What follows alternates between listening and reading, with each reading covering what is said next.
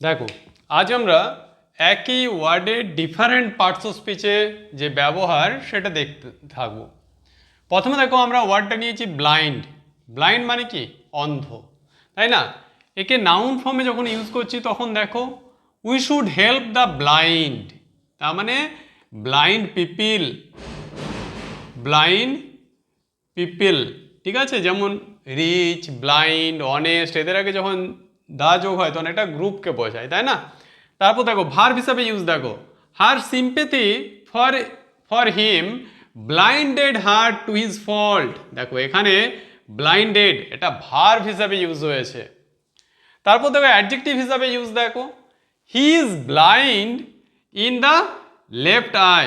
দেখো ব্লাইন্ড এটা হচ্ছে অ্যাডজেক্টিভ হিসাবে ইউজ। ওকে, ঠিক সেম আমরা ব্ল্যাক যেটা মানে কালো, এরও কয়েকটা ডিফারেন্ট ইউজ দেখে নিই। যেমন দেখো নাউন হিসাবে use, let us have an agreement in black and white.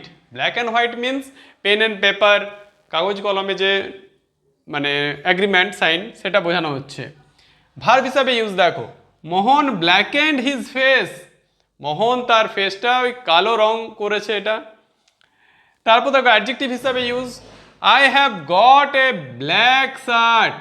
এ দেখো শার্টের কে কোয়ালিফাই করছে ব্ল্যাক, তাহলে এটা হলো অ্যাডজেক্টিভ হিসাবে ইউজ।